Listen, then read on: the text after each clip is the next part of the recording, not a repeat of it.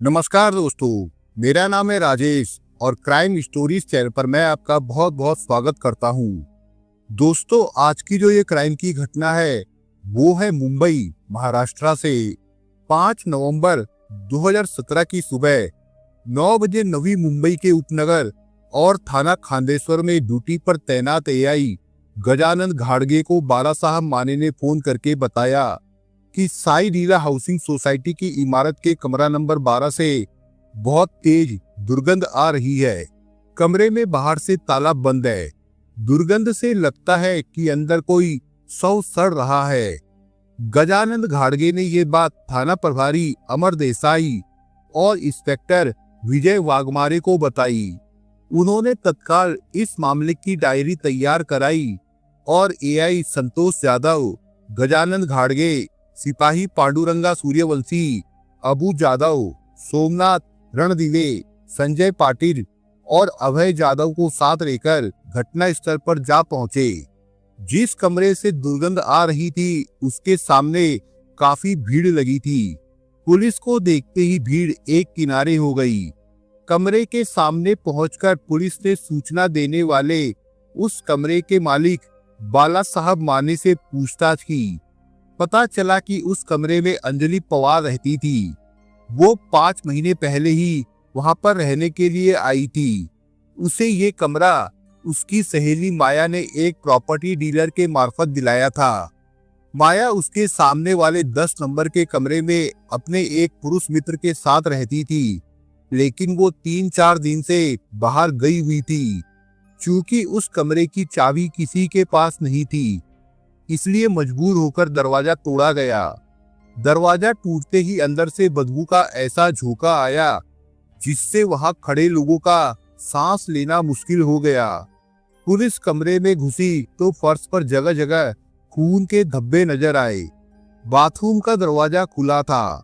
उसी में बेडशीट में लपेटकर शव रखा हुआ था, जो कमरे के अंदर आते ही दिखाई दे गया था। उसे कमरे में लाकर खोला गया तो उसमें जो शव निकला वो उस कमरे में रहने वाली अंजलि पवार का था। 3-4 दिन पहले की गई थी। मामला हत्या का था, इसलिए थाना प्रभारी अमर देसाई ने इस बात की जानकारी पुलिस कंट्रोल रूम को देने के साथ साथ वरिष्ठ पुलिस अधिकारियों को भी दे दी। क्राइम इन्वेस्टिगेशन टीम को भी सूचना दे दी गई। सूचना पाकर थोड़ी ही देर में क्राइम टीम के साथ नवी मुंबई के डीसीपी विश्वास और एसीपी प्रकाश नीलेबड़े घटना स्थल पर पहुंच गए। क्राइम टीम का काम निपट गया तो अमर देसाई ने घटना स्थल की सारी औपचारिकताएं पूरी करके शव को पोस्टमार्टम के लिए पनवेल के ग्रामीण स्वास्थ्य केंद्र भिजवा दिया। इसके बाद थाने लौटकर हत्या के इस मामले की जांच इंस्पेक्टर विजय को सौंप दी। विजय वाघमारे ने थाना प्रभारी अमर देसाई से सलाह मशवरा करके जांच की रूपरेखा तैयार की। ये भी थी कि वो उसी दिन से गायब था जिस दिन अंजलि की हत्या हुई थी। पुलिस ने माया से राजकुमार का मोबाइल नंबर लेकर सर्विलांस पर लगा दिया। इसका परिणाम भी मनचाहा मिला। सर्विलांस की मदद से राजकुमार को 14 नवंबर 2016 को तलोजा के नावड़ा फाटक के पास से गिरफ्तार कर लिया गया। 28 साल का राजकुमार उत्तर प्रदेश के जिला आजमगढ़ के रहने वाले आदिनाथ पांडे का बेटा था। आदिनाथ पांडे काफी पहले रोजी रोटी के चक्कर में महाराष्ट्र के जिला रायपुर आकर वहां की तहसील खालापुर के गांव शिवनगर में रहने लगे थे। गुजर बसर के लिए उन्होंने शिवनगर के बस स्टॉप पर पान का खोखा रख लिया था। राजकुमार उनकी इकलौती संतान थी। अधिक लाड़ प्यार की वजह से वो बिगड़ गया था। आदिनाथ घर से सुबह जल्दी निकल जाते थे और देर रात में घर लौटते थे, इसलिए वो बेटे पर ध्यान नहीं दे पाते थे। यही वजह थी कि जैसे जैसे वो बड़ा होता गया वैसे वैसे उसकी आदतें बिगड़ती गई। पिता को समय नहीं मिलता था, माँ कुछ कह नहीं पाती थी, इसलिए उसे ना किसी का डर था और ना किसी का लिहाज। वो अपनी मनमर्जी करने लगा। उसने दोस्ती भी अपने जैसे लड़कों से कर ली, जिन्होंने उसे और बिगाड़ दिया था। कम उम्र में ही वो शराब के साथ साथ शबाब का भी शौकीन हो गया था। बाप की इतनी कमाई नहीं थी कि वो उसके जायज और नाजायज खर्चे पूरे करते। इसलिए अपने नाजायज खर्चे पूरे करने के लिए वो चोरियां और लूट करने लगा। लड़कियों के शौक ने ही उसकी मुलाकात माया से करा दी। माया उस अड्डे की सबसे खूबसूरत युवती थी, इसलिए उसकी कीमत भी सबसे ज्यादा थी। वो कभी कभी ही धंधे के लिए अड्डे पर आती थी। उसकी ज्यादातर बुकिंग उन ग्राहकों के साथ होती थी जो उसे होटल या गेस्ट हाउस में लेकर जाते थे। माया का भाव बहुत ज्यादा था, जिसे अदा करना राजकुमार के वश में नहीं था।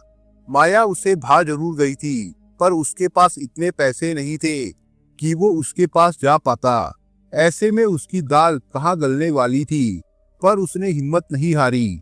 उसने मन ही मन तय कर लिया कि एक ना एक दिन वो माया को अपनी बनाकर रहेगा। समय अपनी गति से चलता रहा। राजकुमार ने जब से माया को देखा था, तब से उसका दीवाना वो हो चुका था। माया उसके दिमाग में कुछ इस तरह से छा गई थी कि सोते जागते वो उसी के बारे में सोचा करता था। इस बीच उसने कई बार माया के पास जाने की कोशिश भी की, लेकिन माया ने बिना पैसे के उसे भाव नहीं दिया, क्योंकि वो आदमी की नहीं, पैसों की कदर करती थी।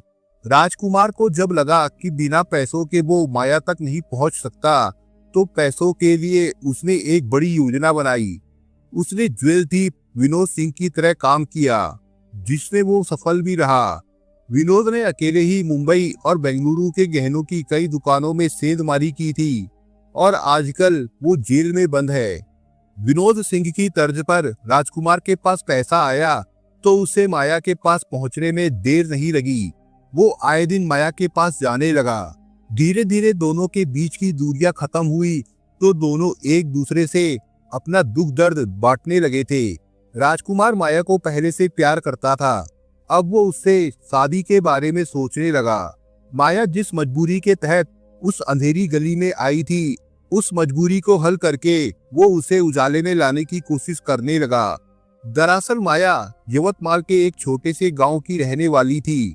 उसकी पारिवारिक स्थिति काफी खराब थी। भाई बहनों में वो सबसे बड़ी थी। उसके पिता को टीबी हो गई थी, जिसके इलाज के लिए उसे पैसों की जरूरत थी। वो जिसके पास भी नौकरी या पैसों के लिए गई, उसी ने उसे काम देने के बजाय उसकी सुंदरता पर ज्यादा ध्यान दिया। मजबूर होकर उसने सोचा कि लोग उसकी सुंदरता का फ्री में लाभ उठाए, उससे अच्छा है कि वही क्यों ना अपनी सुंदरता का लाभ उठाए। इसके बाद माया गांव के बिगड़े शरीफ जादों के पास खुद ही जाने लगी। उन्हें वो अपना तन सौंपती और बदले में उनसे अच्छा पैसा लेती। धीरे धीरे उसके देह व्यापार की बात गांव में फैलने लगी तो वो गांव छोड़कर मुंबई आ गई। माया खुद अपनी मर्जी से देह व्यापार में आई थी, इसलिए कोठा मालकिन ने उसे अपना धंधा स्वतंत्र रूप से करने की इजाजत दे दी। उससे वो सिर्फ अपने कोठे का किराया लिया करती थी। पहले तो माया ने राजकुमार की ओर ध्यान नहीं दिया। वह उसे अपना शरीर सौंपकर बदले में उससे कीमत लेती रही, लेकिन जब उसे लगा कि राजकुमार उससे सचमुच प्यार करता है, तो उसका भी झुकाव उसकी ओर होने लगा।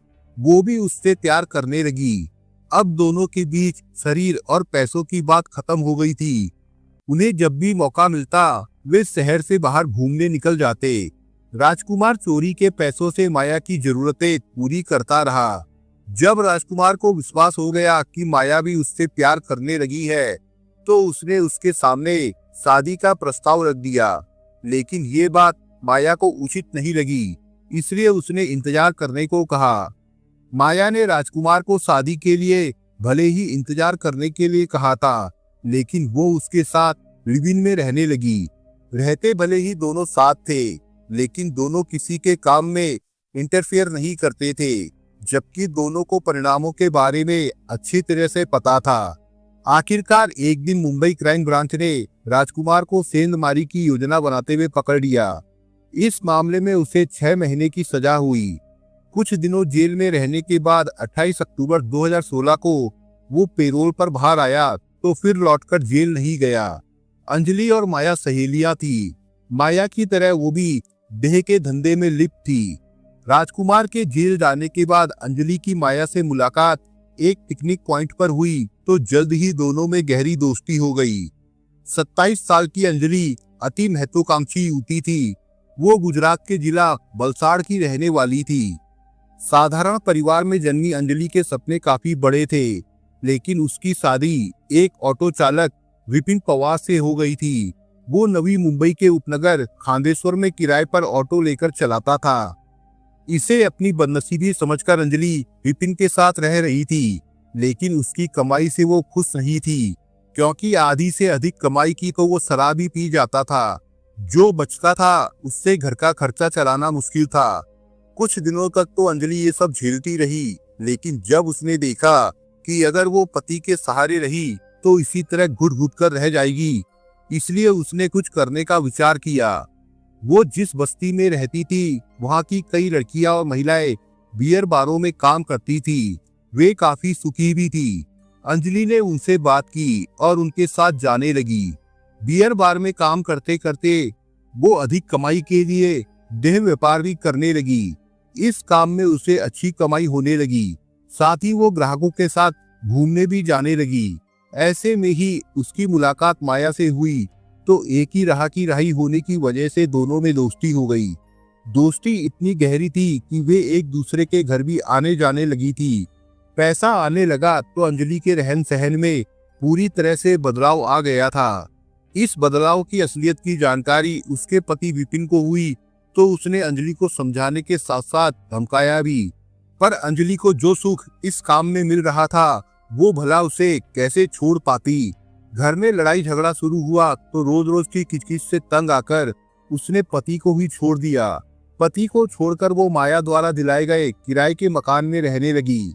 पेरोल पर जेल से छूटकर आया राजकुमार माया के पास पहुंचा तो अंजलि को देखकर उस पर फिदा हो गया। जब उसे पता चला कि अंजलि भी माया की तरह देह का धंधा करती है, तो उसे अपनी राह आसान नजर आई। उसने सोचा कि जब वो चाहेगा पैसे के बल पर या ऐसे ही उसे पा लेगा। अब वो उसे पाने का मौका भी ढूंढने लगा था। 3 नवंबर 2016 को माया अपने किसी ग्राहक के साथ गोवा चली गई।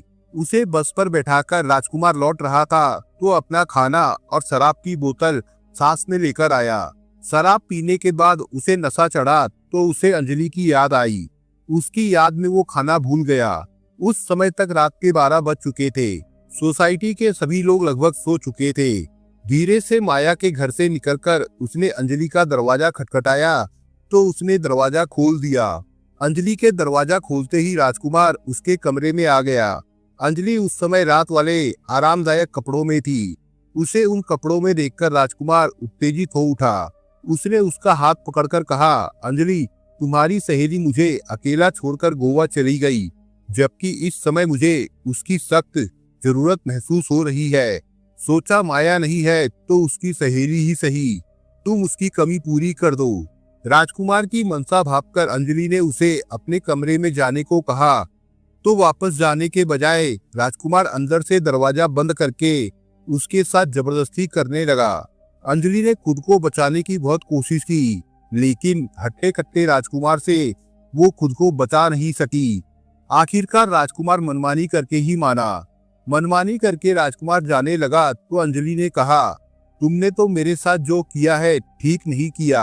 आने दो माया को, मैं उससे नहीं पुलिस से भी तुम्हारी शिकायत करूंगी।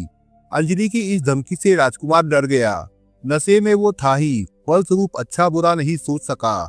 वो एक खतरनाक फैसला लेकर किचन में गया और वहां से सब्जी काटने वाली छुरी लाकर अगले दिन वो तलोजा में रहने वाले अपने एक पुराने दोस्त के यहाँ चला गया, जहां से क्राइम ब्रांच की टीम ने उसे गिरफ्तार कर लिया था। पूछताछ के बाद क्राइम ब्रांच पुलिस ने राजकुमार को थाना खांदेश्वर पुलिस के हवाले कर दिया, जहां इंस्पेक्टर विजय वाघमारे ने उसके खिलाफ हत्या का मुकदमा दर्ज करके उसे जेल भेज दिया और फिलहाल वो अभी जेल में ही बंद था। उसकी जमानत नहीं हुई थी। दोस्तों, आप अगर चैनल पर नए हो तो आप चैनल को सब्सक्राइब करने के साथ कमेंट बॉक्स में इस कहानी के बारे में अपने विचार जरूर लिखिएगा। मिलता हूँ एक नई कहानी के साथ, तब तक के लिए अपना ख्याल रखिएगा। धन्यवाद।